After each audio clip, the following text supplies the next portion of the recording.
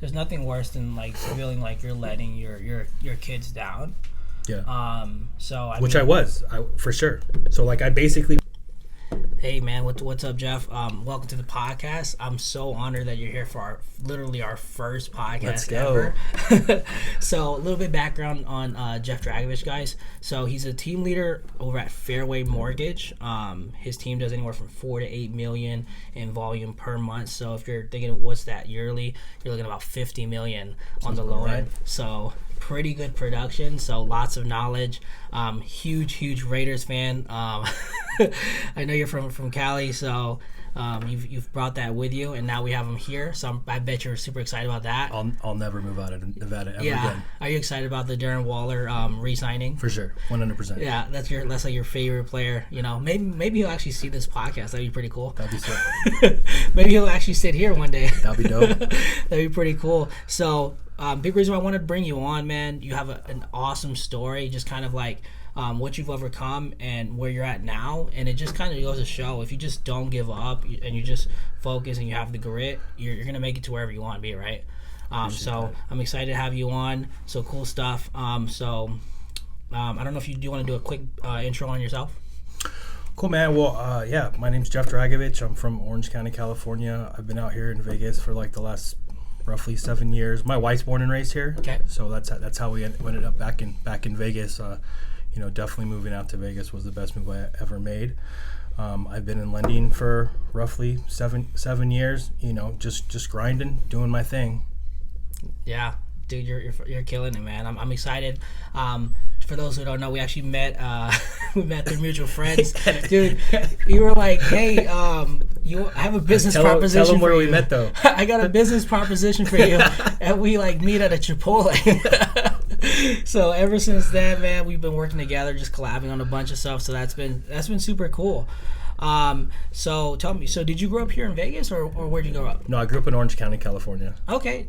Westminster, California. Wow. In the hood. Is that pretty close to Disneyland or what? Yeah, it's real close to Disneyland. Okay. I can hear the fireworks. Dang. So that's probably a really good real estate though now, huh? Yeah, for sure. Cool. How'd you like growing up there? It was cool. I mean, I had a great childhood. Did my thing, played sports. My parents were hippies, so we like to go to the beach all the time and hang out. But I grew up playing sports, football, baseball, all the way through high school. Okay, football, baseball. So I know you like the Raiders. Who's your baseball? I like the Dodgers. Okay. Obviously, I do have a passion for the Angels, even though they suck, but whatever. Yeah, they missed the playoffs right now. Again, 8 years in a row. Already eliminated. Okay, cool, man. What position you played in high school? I played guard and tackle. I guarded the bench and tackled anybody who came near it. Got you, brother. That's cool stuff, man. So after high school, did you? So I know you're in lending now. After high school, did you go straight into lending, or what'd you do? Oh no. That took years to find my way to lending. I mean, after high school, I went to community college, Golden West College, and really quickly learned that school definitely is not for me. Okay. Yeah. I mean, I always knew I was a sales guy. I don't have a problem talking to people, and making relationships. So, after college, I did take a job with a company called Bancor Mortgage, and I got to work for this dude named JJ Mazza, who's like one of the top 3 lenders in the U.S. And that's kind of how my introduction to mortgage. But my story's pretty long and extensive. I had a lot of jobs. Gotcha. You're a serial job serial person. Entrepreneur. Yeah. Yeah, you were building a lot of other people's businesses. For sure. Got you. Yeah, I've heard of JJ. I know that he runs the core, right? The core, yeah. So super powerful guy. I know a lot of prominent or affluential lenders. They coached by him. So yeah, pretty cool guy. He's the best. That guy is a legend for sure. Gotcha. He's always been a stand-up dude to me too. Like, like even now, like, I mean, that dude probably makes $10 million a year. 10 million. I could text him. Maybe it doesn't. Maybe it takes a little while to text me back, but he'll always text me back. Sheesh. And he'll always give me good advice. So 8-figure earner. That's big time. So what'd you do for him? I was his assistant. Oh wow. Yeah, I did everything. I made copies. Okay. I went and got lunch. All right. Yeah, but this was back in the day. Back in the day, there was a company called Lending Tree. So Lending Tree. Yeah, I've heard of them. Tree. This is years ago. Yeah, for sure. He was one of the top lenders at Lending Tree. So like we didn't go out and meet real estate agents. We did a lot of refinances. So like paper leads. But I did everything. I didn't process the files, but I mean I basically did everything from point A to point B. That's cool stuff, man. Yeah. And then so obviously you've only been a lender for 7 years, so there's somewhat of a gap. So what'd you do after lending? So after jumping around a bunch of jobs, I ended up I figured I needed to get out of Orange County because I like to have a good time and party. You like to party, okay? So I used to like to party. So tell me more about that. Yeah. What happened? Yeah. I came from a place where everything is available. Oh, got you. Okay. And partying turns into a habit, and habit turns into addiction. Okay. So you had somewhat of an addiction, is that right? Oh yeah, for sure. Yeah. Anything? I mean, you don't have to say it on the podcast, but it's all good. Opioids, pills. Okay. Yeah. Got you. Back in the day, they used to be really. I mean, you could get them anywhere. Mm-hmm. And then, wow. Good time turns into needing to take 10 to 50 pills a day. Shit, 10 to 15? 10 to 50, dude. 50. Oh my god. I used to take 10 at a time, bro. Oh my god. So it was gnarly, but like that. I got caught up in that cycle, and then I needed to get out of Orange County. It was time to leave. Because you were surrounded by that. For sure. And then where'd you go? I went on Craigslist one day.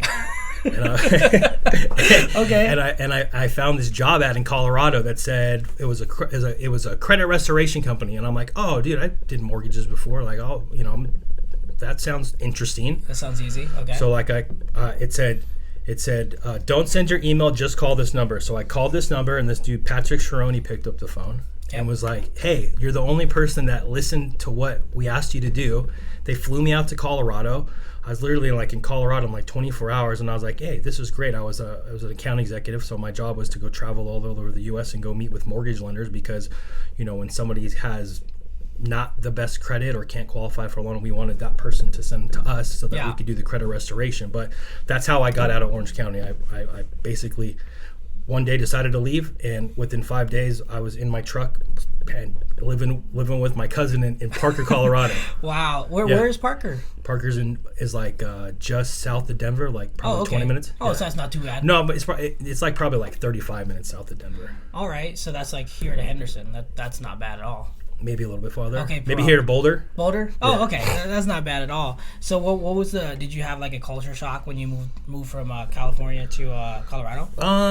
No, I was really just trying to focus on myself and do my thing. I was really just really got into doing the right thing with work. I mean, at that time I wasn't necessarily in recovery, but I was staying sober, right? And so that worked out for me good because I didn't have any connections out there. I mean, I had family out there, and all those dudes lived healthy lifestyles. And I traveled a lot, so one week I'd be in Denver, the next week I would be in Las Vegas. 1 week then I'd come back, be in Denver for a week, then I'd go to Arizona. So I was traveling all over, and I spent a lot of time with myself, and so just kept me out of that. But first, I mean, I guess growing up, I wouldn't say culture shock, but I was like, yo, I'm an adult now, let's go. That's fair, man. So you were in the party scene in California, you moved to Colorado, now you're flying around the country. Yeah. What was that like, man? Where's your favorite place to go? My territories, I had some crazy territories. They gave me South Dakota, which was a trip. I had Idaho, Nevada, Arizona, and a little bit of California. I mean, they're all fun. I mean, it definitely I never did a job like that before. So being able to travel and do my own thing and go make relationships, that's kind of where I knew hey, I can do this well. Making relationships. That's where I kind of started to realize hey man, that's my gift, being able to make relationships and connect with people. Okay. You know what I'm saying? But that got old quick. I mean, I did that for 4 years. And then through that process, that's when I met my wife, right? Nice. In Colorado? No, she was living in Las Vegas. Oh, okay. So she was living out here. Yeah, she was living in Las Vegas. And then we started getting serious. And then I moved from Las Vegas to Colorado. Okay. And then within 6 months, at this time, I had been doing well. And I thought I wanted to be owner of a credit restoration company. Like, hey, I'm going to be the man. Yeah. Right. And so through one of my connections in Arizona, I had an opportunity to go partner with the company called Go Clean Credit. And we picked up everything and we went from Colorado all the way to Arizona. Wow. Yeah. And like literally like a minute of 6 months. So like, bless her soul, like she rolled with me the whole time. So you met your wife in Vegas. She rolled with you to Colorado, and then you went to Arizona. Yeah. So she was like, "Man, I went from hot to cold to hot." Yeah, like, and it was a hot mess, dude. Trust me. Like the owners of my previous company like weren't. I wouldn't say they weren't the most trustworthy, but they weren't cool. So like, yeah. I remember they had us sign a non-compete. They paid me to sign a document, and I had to sign it, right? They gave me $100 to sign this document. I didn't really know what I was signing, right, at the time. $100 for non-compete. Yeah. They said come in, they gave me $100. I didn't understand what I was signing, but what I was signing was a non-compete, a covenant non-to-compete, which means I could not go work for any other companies in all 50 states. So for what? Do credit restoration. Okay. Right? So like I was like, they didn't have any open door policy. So like I made it appear that I wasn't leaving to go work with another credit restoration company. Actually, when I got another job through title with one of my mortgage lender contacts, just because I didn't want them to mess with me. Okay. Long story short, I get to Arizona, I get moved in, I'm there for like 30 days, and I'm like have the day off, and some dude comes walking up into my garage, and I'm like, hey, who are you? And they served me with paperwork, and I got sued. Wow. By my former company. Yeah, it was a trip for sure. That's crazy. It was like real serious. Like I've never been to court before. I mean, I've done a lot of stupid things, but I never really got like in trouble that way. Okay. But it was serious. Like they were like suing me for misappropriation of trade secrets and covenant non to compete. And like it wasn't like they were. It was like it was called the 6th District in Colorado. It was like the highest court you could go to. And so like at this time, by this time I was in Arizona, I had already proposed to my wife. I'm getting married. We saved up money. All that money that I had saved up, I had to use for a lawyer. Wow. It was like $18,000. $18,000 for a lawyer, because you went to this new credit. Because I left, yeah. You left and went to the new credit place. So like, what was your wife thinking this time, dude? Like that's gotta be crazy. I don't know. Yeah. I can't imagine. Like my wife would probably like. Listen, we were meant to be, bro. Like she'd be crazy. For sure. Like, yeah. So she rolled with you or what? Yeah. She rolled. Did you have any kids at the time yet or no? Yeah, I had twins. Okay, so you had twins already. Boy and girl, Katie Felon. Yeah. You're getting sued, and yeah. So how did everything turn out? Like, everything worked good. I ended up getting a really good attorney, and then originally they tried to sue me in Arizona, and then they sued me in Arizona, and then I got that pushed to Colorado. Like you can't stop somebody from having a job. Like it has to be within a scope. You can't say, here, sign this document. You can't go work for any other companies in 50 states, right? Yeah. So I ended up winning, but I ended up costing me all the money for my marriage. Yeah. At that time. Sheesh. Yeah, it set us back for a minute for sure. Yeah. So did you guys still go through that wedding, or did you like postpone it? We postponed it. Yeah. Okay. Yeah. Cool. Yeah. Man, you definitely have a ride or die. Yeah, for sure, dude. 100%. That's pretty cool. So I know just something that I know from you. So when you were in Arizona, they called you the Dragon. What was that about? Yeah, because like my last name's Dragovich, and so like I would go out and meet with mortgage lenders. So like there was this company called Academy Mortgage, and these dude named Ryan Nelson. They were like or actually you know these guys, AmeriFirst Financial and Eric Bowlby. Yeah. Right? You know them. Yeah. You know what I'm saying? And so that they were actually my clients when I was in credit restoration. Okay. I was like their preferred credit restoration guy. That's how I know those dudes. Wow. And so my last name was Dragovich, and I don't know, they just decided to nickname me the Dragon. Yeah. That's interesting, man. Okay, cool. So in Arizona, you have your twins already. Did you have any more kids in Arizona before you got here? I had my daughter Jocelyn, who's 7 now. She's 7. Yeah, she was born in Arizona. Okay. Yeah, she was born in Arizona. Gotcha. So something that that I kind of know. So I know during this time, so California, you had a little bit of the opioid issue. Yeah. Colorado, did that follow, or were you able to get clean there? Hit or miss. Like I wasn't. I mean, addiction's addiction. Like you gotta figure all that out, right? And so I never put the time or work into like figure myself out. And so yes, like it eventually, like I could stay clean for a little while, and then it would eventually just come back. Yeah. And then it would just come back even worse. Yeah. Right. And it's not like I was balling. Like I'm having to spend $100 a day to get high. Sheesh. Yeah. So but you're still doing work, huh? Still at doing this work. time. Yeah. So you're like productive, but you're also like you have this addiction as well, huh? For sure. I used to think like opioids make me feel like I'm like the like life of the party. Like I feel like feel like I'm the man, which after like really digging into myself and figuring that out, that's not true. Yeah. I felt like it made you connect with me more. I just like the feeling, because everybody has different feelings. A lot of people you say like, you know, if you've taken opioids before, they're like, I don't like them, they make me sick and I fall asleep. For me, it's a completely opposite direction. They give me energy and I'm ready to roll. Yeah. Wow. Yeah. So that's crazy, because like because a lot of people suffer with this. You know, a lot of people suffer with this. There's There's an epidemic, right? Yeah. Especially with COVID that is kind of still going on. Well, just passed though.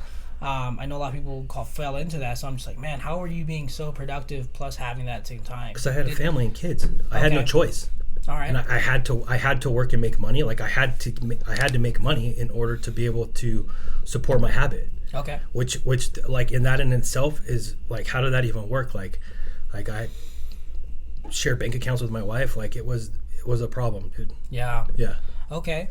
Now I know that eventually you got past it. So you're in Vegas now. Did you move from Arizona to Vegas, or was there another stop in between? Yeah, no, we moved from Arizona to Vegas because, like, so basically I worked at that Go Clean Credit and, like, really quick figured out that, like, the person I partnered with, one, I didn't have enough power to even make a difference, and two, the person I partnered with is probably somebody I should have partnered with. So, like, you know, that's like a live and you learn lesson.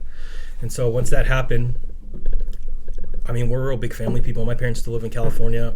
I mean, my wife's family they're all still here, right, in Clark County. And so, like, we would, you know, travel back and forth, and having twins at the time, like, listen, getting in a car with, you know, twins that are, like, between 5 and 6 years old and driving 6 hours to see my parents, or, like, coming here, like, it's a mission. Yeah. So, like, one day we were just like, what are we doing? Like, let's go back to Vegas. Okay. I'm like, I'm a sales guy. I'll go get a job anywhere. Yeah.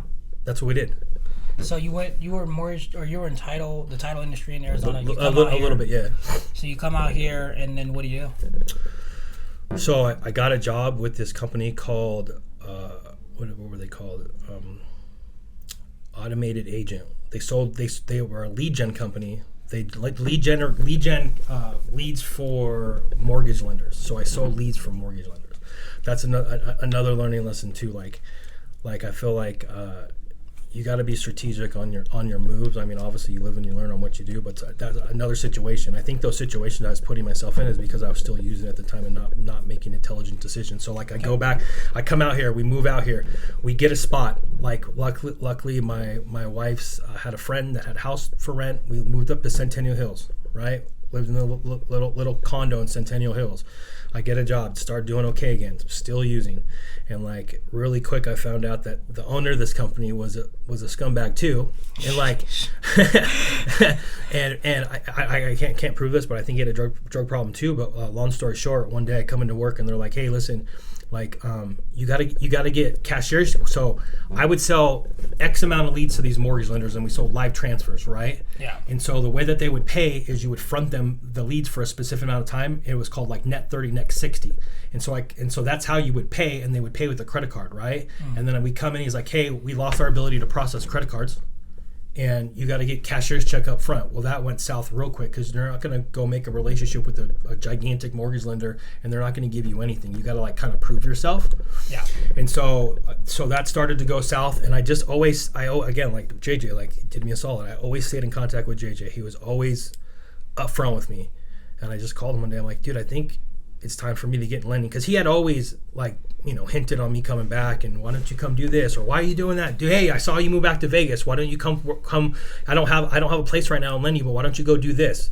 It just wasn't the right time for me, and I think finally was the right time, because I've always been interested in getting into lending, right? So called him, had a good conversation. He didn't have any branches out here, right? But he's in the core. And so he said, hey, I'll do you solid. Sent out an email to all the people that are in the core here. And then that's how I met my partner, Jeff. I mean, he was my boss for many years, right? Yeah. That's how I connected with him, was through JJ. Nice. Yeah. So you got hooked up with Jeff out here. Yeah. You became an LO at that time, or no? I became his assistant. Oh, okay. Yeah. Gotcha. Well, I made $10 an hour, and Okay. I called realtors and I booked appointments for him so that he can go meet with realtors. Wow. And then that it progressed. Then I became a loan officer assistant. Then I became an LOA1. Then I became an LOA2. So I kind of learned. I came up learning the process like from point A to point Z. Wow. Right. But my story is long, dude. Like it took me 3 years to really feel comfortable enough to commit myself to actually saying, hey, I could do this. You know what I'm saying? Like I've always had jobs where like I would make at least a salary, and I had some money coming in. So going 100% commission for me was scary. Wow. Yeah. So it took you 3 years to go from assistant to basically a low. Pretty much. But at the same time, like I kept coming to work for him, and I was back and forth with the drugs, and then we come here and like, listen, we're in Vegas, like it's very easy. Okay. Right. The pills are hard to get now. It goes from pills to heroin. Oh wow. And here in Vegas, there's dudes that will drive to your house and give you whatever you want. They work from 9 to 5. Don't call them after 6 because you got to hit them the next day. Yeah. Like it's bad out here. Yeah. That's, that's intense, man. Yeah. And so,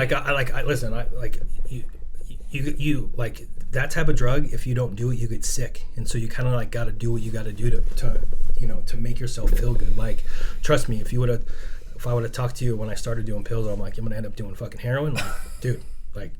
That's crazy, dude. Right? So, you made it to loan officer. Yeah. And you're still doing this addiction stuff. Yeah. And like year 2. Okay. So my daughter. So my wife got pregnant again. Okay. With my third daughter, Peyton. Okay. And so, I don't know what it was. It was just like, I remember coming home and one night and just getting high. And I don't know if it was like laced with something else or what, but like I remember passing out and like I could have for sure died. I remember waking up and just like my daughter's looking at me like, what is going on? And I was just like, dude, I got to make a change. So like I just one day decided that enough's enough, and I found a meeting. Wow. I googled AA meetings because it's hard for me because I got to work and then I got kids and I got to come home, like, so I was trying to figure out how do I make this work. And so I found a meeting at this place called Solutions Recovery, which I didn't even know was a recovery center off Rainbow, and they had a 12:30 meeting from 12:30 to 1. I could go there on my lunch. Okay. And for whatever reason, like, it was called the Brunch for Lunch, and it's this meeting that's been going on for like 60 years in Vegas. And you got a mixture of drug addicts, alcoholics, but there was dudes in there that were like literally sober for 50 years. And for whatever reason, it was my time, and I gravitated toward those guys, and I decided that I was going to put the work and figure myself out because I was overdoing what I was doing. Wow. Yeah. And that's been 4 years. 4 years. Oh, wow. I saw the post the other day. So it's been 4 years. You've gotten, you're completely clean now, right? Yeah. So 4 years, you're super clean. And I looked at that calculator. It looks like how much have you saved because you're not doing that? Like, so I have it's called a sober clock. So it tells me like how long I've been sober, but it also calculates like how much money. So like just based off those 4 years, I saved like $147,000 because I was roughly spending $100 a day on drugs. Wow. 147? 147,000, yeah. Wow, you saved $147,000 right? because of that. But also because of what happened, your daughter seeing you pass out or being passed out, and you waking up to her, you're like, man, like, I gotta make a change. Yeah, for sure, 100%. Wow. Yeah. Like, I know that right now we're the time of recording, we're in 2022 and with September. I can only imagine like the people that are gonna be listening to this years from now that are gonna hear your story and just be like, I gotta make a change, man. For sure. I was just having this conversation with some of my team members about like there's something that changes when you have a kid. Like there's something about your paternal and your maternal organisms, I feel like, inside your body. For sure. That just change. You're like, like it's not just about me anymore. It's about. But I mean, it took me time because I mean, I had kids. I had 3 kids. I just I'm still pretty selfish. I work on that, but like I'm very selfish. It's all about me. Okay. Right. And just like the look on my daughter's face was like, dude, I cannot do this anymore. Yeah. Yeah. There's nothing worse than like feeling like you're letting your kids down. Yeah. So I was for sure. So like I basically been sober. I haven't touched a drink or drug since before my daughter Peyton was born. Yeah. So what what would you tell that person listening to this right now that is maybe experiencing that issue, that's like having trouble just letting it go, that whether it's the alcohol, the drugs, whatever it is? Well, I mean, they gotta be ready when they're ready. Like you can't help someone that's unwilling to help, right? I mean, that's something you'll learn in, like, you got AA, you got it's called there's a, what is it called, Al-Anon, that's for people that are sober that have drug addicts. And so like being an enabler, like there's a lot of times like it's just they gotta want it. Yeah, but they have to want it. But what's that first step? Like, you just got to take the first step. You got to be like, dude, I got to make a change. Like, and I feel like if I can do it, like, trust me, I struggled for many years trying to figure it out. But when I figured out this is not what I wanted to do anymore, you got to have just a little bit of willingness to want to try. I think people are scared. I was scared too. I don't know what I was scared of.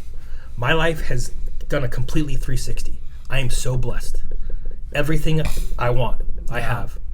Everything we've talked about, building teams, right? Getting business. It's all happened. And I chalk that up to being sober. Yeah. 100%. Yeah, from when I met you, I know that we sit down, we kind of laid out a roadmap of what we kind of wanted. Yeah. Right? And I think we met like 3 or 4 years ago, so it must have been right after. Yeah, I was pretty, yeah, for sure. It must have been right after. And like everything that we've kind of laid out, it's starting to happen, dude. Yeah, it is. Like I went from being on a team to now being a team leader and a coach, right? Yeah. So a lot of things have happened, but that's with the being intentional, being Same purposeful. thing with me, right? I went from being a single LO to running a team. But that's everything that we talked about. But at the core of it, if I don't have my sobriety, I got nothing. Yeah, you know literally.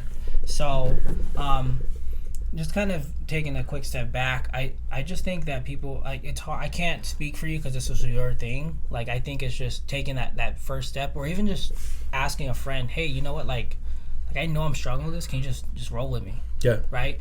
And I think like just being on the other side, like I don't do any of that stuff, so I haven't really had that issue. But I would say I'm sure there's lots of people. Like if they were to call you, I'm sure that you'd be able to point them in the right direction, even set something up, right? My phone's always open, so like I'm sure you're gonna ask me like what I'm passionate about. Like I'm passionate about what I do for a living, but I'm also passionate about helping other people. Yeah, you got to give it away to get it back, right? And so like I do a lot with a company called, or a nonprofit called Vegas Stronger that's here in town. Okay, they have they've got a building downtown.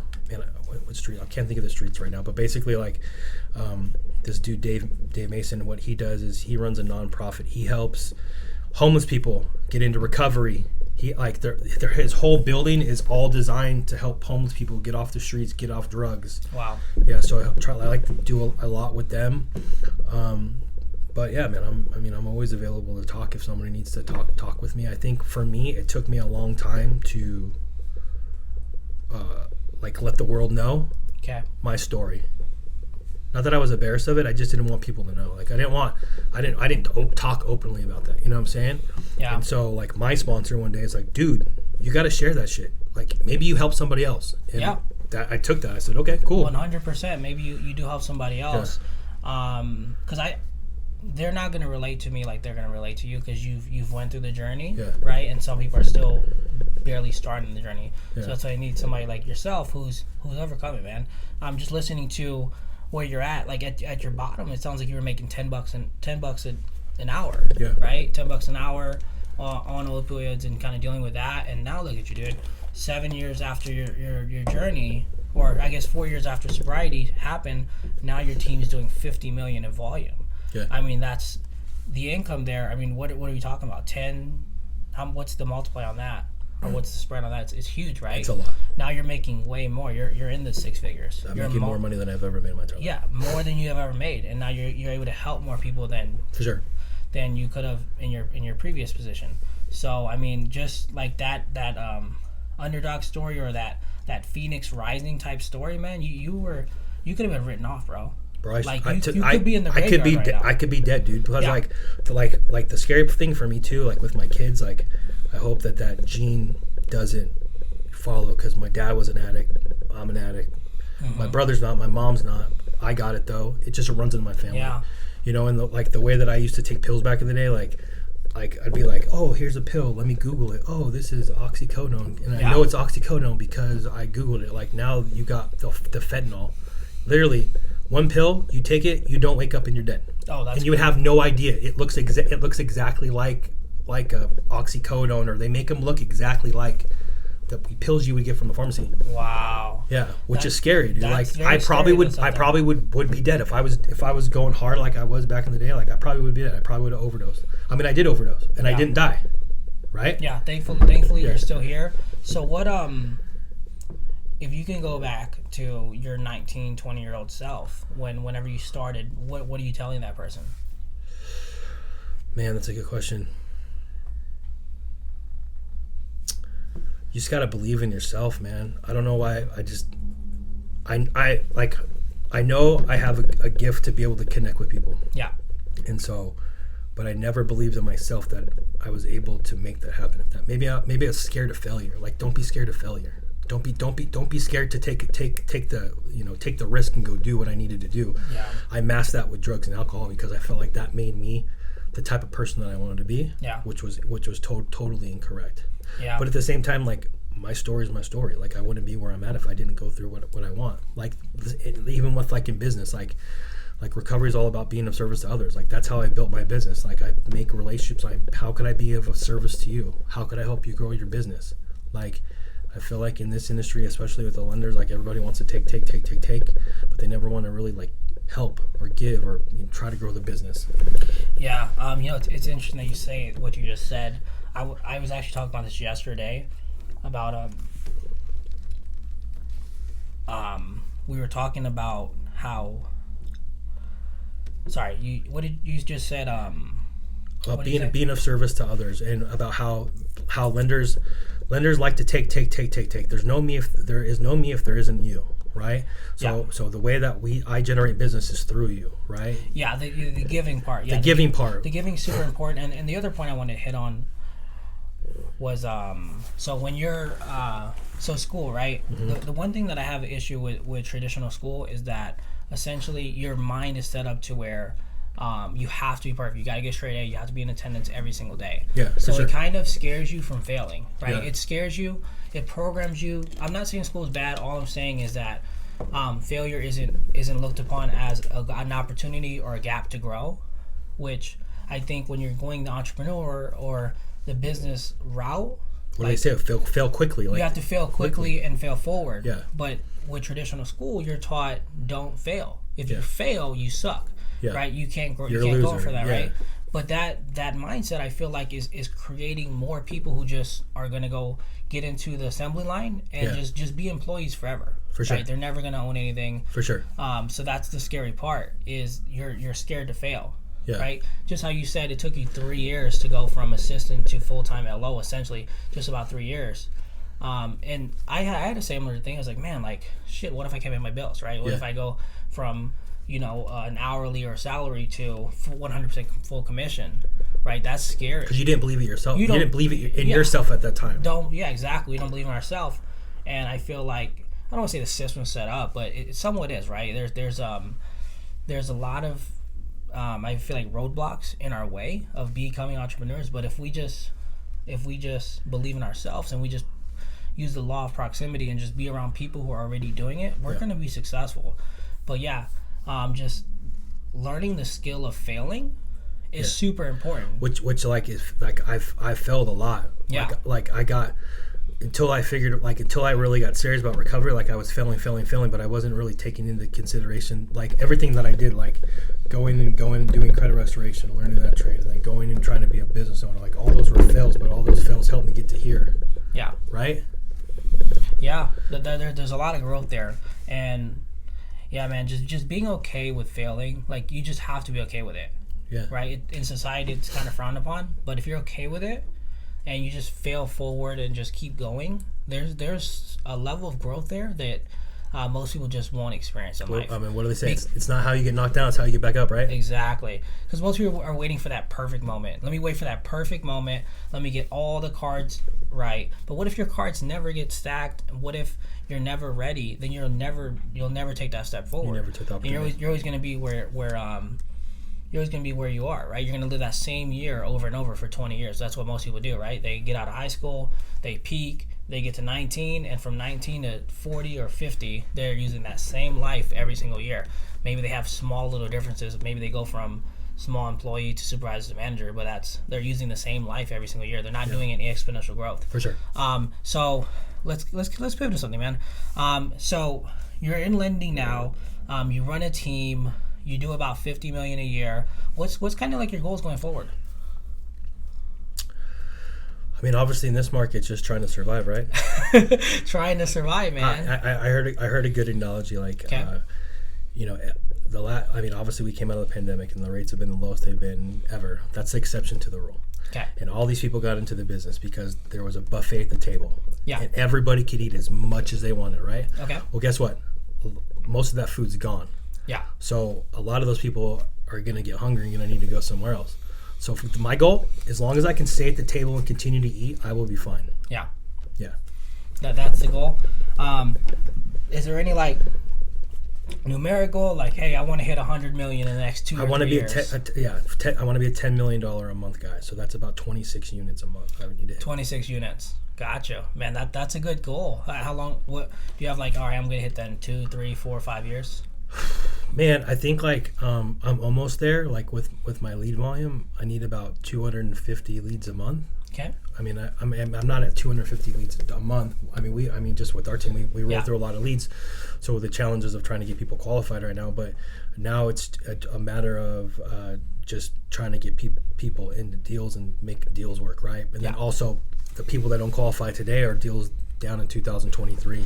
Yeah. You know what I'm saying? So like for me, to answer your question, my focus right now is really dialing down on like my lead volume and like my app to close ratios, right? So that when we come out the back end of this, I know exactly what I need to get to where I need to go. Mm-hmm. Rather than wait for it to happen and then build up from there. Yeah. You know what I see that most agents and lenders are just not doing, right? Is that they're throwing away leads once they don't qualify. It's like, no, dude. They're just taking the little hang. They're obviously anybody can close the hot and ready to go leads, right? But this isn't Little Caesars. This is a business, right? Yeah. Not to say Little Caesars is terrible. I'm just saying it's all right. Not every lead is gonna be hot and ready. If you like $5 pizza, $5.99. So not every lead's gonna be ready. So if they're not ready today, then what's the roadmap or what's the game plan that we need to put together so that way you're ready in 6 months, a year, 2 years, if it's 3 years, whatever it is. Like, let's put that together. Let's sit down. Let's identify that on paper, and let's use our technology and then our systems to convert these leads down the road. Because you're absolutely right. If it's not ready today, that's okay. We'll do business here shortly. Yeah. So what's step number 1? Yeah. Get a CRM. Mm-hmm. Most agents don't have a CRM. Yeah. Right. Step number 2: get the lead. It doesn't qualify today. Let's put an action plan together on how to get that person into a house. Yep. And then continue to follow up with that person in your CRM. Exactly. Right. Yep. So I mean, I feel like business is going to start going up because I think there's going to be a lot of realtors and lenders. So we're going to see a huge influx of lenders just leaving the business because the refi market is done. It's already happening right now. As Gary Keller said at our mega camp, he said that those 2% interest, those were gifts from the gods. And if we see another one of those, that probably means that there's probably a huge thing like COVID or something artificially, keeping the rates down again. So we probably won't see those again. I know over time, just kind of looking at data, I know back from 72, the average rate was 7.9, and if we go back to 90, like 1990, average rate from 1990 till now is 5.89. So I know we're floating around high 5s, low 6s, just depending off if you're using down payment assistance programs or you're just going straight on what the market is showing. So that being said, I know obviously you can't say, hey, this is what rates will be, but where do you think rates will kind of trend over the next year? That's a good question. I mean, I pay people to tell me that are way smarter than me to tell me about rates. And so like everything, I mean, there's MBS Highway, this guy Barry Habib, he's obviously the rate guy. And so all indications, or even to a better one, Rick Ruby, he's the guy that owns the core, right? And so I respect his opinion, and what he says is that rates are going to come back down into like the low 4s, high 3s, like where they were at 2018, which that is now completely stomachable for any client, right? Yeah. First, second quarter of next year, roughly around July. That's his prediction. Yeah. I would hope it happens before. Yeah, I mean, I think we all want it to happen a little bit earlier because, I mean, obviously the natural annual appreciation is typically at 4%. So as long as I feel like we're anywhere under or over that, I think that the market's going to be healthy. Yeah, home values are going to continue to go up. I mean, you know, and we still, I mean, technically, if you look at the data, what Mr. Keller says, we still have an inventory issue, right? Because we're so from 08 till now. Well, let's just say 2010 till 2022. We're 2.5 million homes short. Sure, yeah. So we have a lot of homes that were supposed to get built that didn't get built. I mean, typically on average, annually 1 million homes get built per year, and during the early 2010s, we just didn't see that. Yeah. Kind of just shifting towards that. So we understand what the rates are at. We know where the market's kind of going. Well, we kind of have a indication. So when do you think things will reach a bottom and we'll start to turn around? That's a good question too. I think rates are going to continue to go up. I mean, as we talk today, what's the date today? The 21st, right? Yeah. The Fed just raised the Fed rate by 3/4. Okay. Right. I mean, that has nothing to do with long-term interest rates. That's what the Fed charges banks to borrow money. Okay. So they're continuing to increase that because they're being very hawkish, meaning aggressive about trying to get inflation under control. Yes. So I don't think rates are going to come back down until the Fed gets inflation under control. Yeah. So first thing that needs to happen is inflation needs to get under control. Yes. So what just so the audience know, where does inflation need to be at annually or monthly or quarterly? 2%. Back where it was. Yeah, 2%. That's what the Fed is saying, that they're aggressively trying to get back. Okay. Inflation below 2%. So inflation is that monthly, quarterly, or yearly? That's a good question. I believe they do that quarterly. Okay. Yeah. Or it could be monthly. I mean, the Fed meets twice. That's a good question. I need to find out. All right. So, yeah, I mean, obviously you do more research on that. So we got to get inflation to under 2%, and I believe it's monthly. Yeah. I would think it's monthly. I know we meet monthly here. Yeah, and the Fed meets twice a month too. So yeah. So I believe it's monthly. So monthly 2% month over month inflation. So once we get there, then we can see rates start to climb back down, or start to walk back downstairs, and then I think we'll start seeing healthy growth for our. But there's still opportunity. There's still a lot of great opportunity for buyers to get houses way less than what they were going to purchase a house. So from a lender's aspect, what obviously we have a lot of inventory right now. Yeah. Well, I don't want to say too many, but we do have a good amount of inventory. So from a lender's aspect, what's the best opportunity for a buyer right now in this market? Seller concession. Seller concession. So what is a seller concession? Where does that go to? Seller concession is the seller is giving money to the buyer to help with their non-reoccurring closing costs, aka closing costs. So you can give X amount of money to pay for a multitude of things. It cannot pay down the down payment. That has to come out of the pocket of the buyer. So like seller concession, like right now, I mean, you guys should be asking for the max. I know it depends on the property and the listing agent, right? You don't want to turn them off. But to me, like how many deals there's nobody beating down that door to buy that house, so why are we not asking for the max? Like FHA, the max seller concession is 6% of the purchase price, VA 4% of the purchase price, and with the conventional loan 3% of the purchase price. All that money goes directly to the seller's closing costs. So like for us, if I can get you into a house with the least amount of money out of pocket, just the down payment, or even let's say you use the down payment assist loan, right? You can get the down payment covered and the seller covers your closing costs and you come out of pocket maybe the earnest money deposit. To me, that's a win. Yeah. So kind of, I guess, reiterating it. So closing costs, we can ask for this and it can take care of either our closing cost payment, or it can also buy down our rate. Correct. Sorry, you buy down the rate, but do both. Gotcha. And with FHA, you can obviously do both. Sure. So is there a max that they can buy down the rate? It just depends on their situation. Okay. I mean, you can't. It's called a QM loan. You can't go over a certain amount of points. Yeah. Because then it becomes a high cost loan. But that's like a system that's run when you get under escrow. I've never had anybody pay more than 3 points. But I mean, that was because the seller was giving all the money to cover that cost, and it made sense to buy the rate down. Yeah. So I mean, if the seller's taking care of it, shoot, and use it all. Let's say the rate's at 6%, might as well. Hey.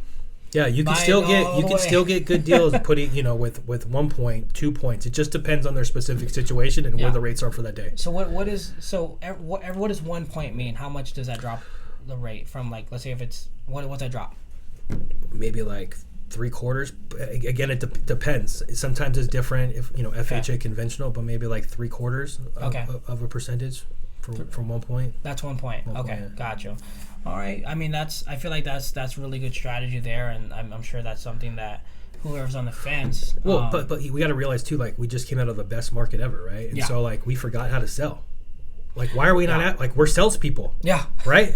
Why are we not asking for the max amount? Yeah, you're right. I mean, just over the last 7 days, we've seen like anywhere from about 1,800 price reductions. Yeah. And so just kind of shifting it over to the realtor side, why is it a good time to buy right now? I would say we saw 1,800 price reductions, roughly, give or take. Instead of those 1,800 price reductions, I'm sure those homes would have rather, or those sellers would have rather give me full price, but hey, buy down the rate. Correct. Give me closing costs, right? Because if I come out of pocket, because average closing costs are anywhere from 2 to 2.5%. Let's say it's a $400,000 home, that's about $10,000. If the seller can give me $10,000 that I don't have to put out of my pocket, that's a win, man. And then maybe I have the down payment assistance loan as well. I mean, I know today's rate, which I can't quote it, but today it was at 6%. The 4% provided from the down payment. It was at 5.8. Yeah, it was 5.8, but today it was at 6%. Okay. They give you 4% towards your down payment, which your down payment is only 3.5%. Yep. You're getting 3.5%, so your down payment is taken care of. Your seller's taking care of your closing costs. So you're literally coming out of pocket only your inspection and appraisal. Maybe even your appraisal is getting taken care of because of closing costs. Yeah, that's a good program. The Home Hospital was a good program. And now you're at closing, you're getting your earnest money check back. So maybe out of pocket, you're talking about maybe less than $1,000, $2,000 max. And it's yes, are you buying at a higher interest? Yeah, you have a little bit higher rate. But that being said, you're acquiring an asset, and out of pocket, all you're putting is $1,000 to $2,000. Right, out of pocket, out of all your expenses, you're getting control of an asset that you're probably going to keep for probably long term, right? If you keep this asset for 10 years and all you put down was $2,000, let's say the home goes up, I don't know, 50, 60, 70, maybe $100,000. What's your cash on cash return? It's 50x. Yeah, probably more. What?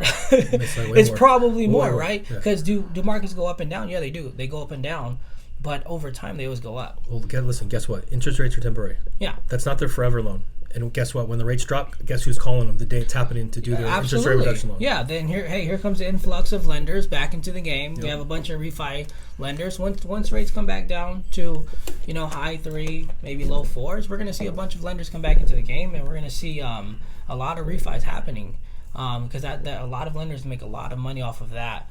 But that being said, if you're a buyer right now, and you don't own a home, you're just renting, why not go get control of your own asset, get control of your own future by being in control of your own mortgage instead of paying down somebody else's mortgage? Right? A mortgage is the only investment where you can put 3% down and get access to the entire asset. Yeah, you control the entire asset. Yeah, literally, you have control as long as you make your payments and you don't mess up with HOA or tax or anything like that. Dude, you control the asset.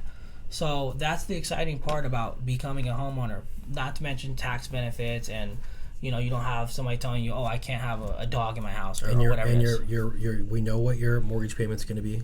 It doesn't move. You have a fixed cost monthly for the rest of the life of the loan. You're not calling me all pissed because in 30 days they want to sell the house and they're gonna bump your mortgage or your rental payment $700. Yep. Right. Exactly. We deal with that all the time, right? Yeah, we deal with it all the time. So right now is a fantastic. There's always a good time to buy. Like Gary Keller says, buy real estate and wait. Don't wait to buy real estate. Buy real estate and wait. Right. It's one of the best quotes that our founder has goes by. Right. So anyways, we talked about real estate. We talked about kind of your upbringing. So just on a lighter note, How long you been a Raiders fan? Since I came out of the womb. Yeah, for sure. I've been a Raiders fan my whole life. Got you. When I was a kid, they were in Los Angeles. Yeah, I wanted to be Bo Jackson. What excites you most about them being here in Vegas? Dude, they're my hometown team, bro. Yeah, bro. I'm like a legit diehard Raider fan. You know that? Yeah, I already know. I mean, I forgot to wear a Raiders shirt today, but I was surprised that they're going to come into Jersey. So, long time Raiders fan. Yeah, for sure. That's my team. Like I'm a ride or die. Yeah. So, what do you think they're going to do this season? We'll probably end up in last place. No way, dude. I think. I mean, it's hard to tell, bro. Like we're two games in, dude. But I guarantee you, like Derek Carr can't play like that. Like you gotta. It's time to ball out, brother. He's got to step up. There's no more excuses. He's got to step up, right? You know how we're gonna get our first W next week against the Titans. Sheesh, that's gonna be. I'm gonna just go ahead and quit watching for the rest of the year. That's funny, man. Anyways, dude, it was great catching up with you. It was awesome having you on our first podcast. For you guys, if you guys want to see more content like this, definitely, if you felt like you got value out of this, definitely leave us a comment. Any questions you have, leave them in the comments. We'd love to hear from you. And, just subscribe for more awesome content. I'll see you guys soon.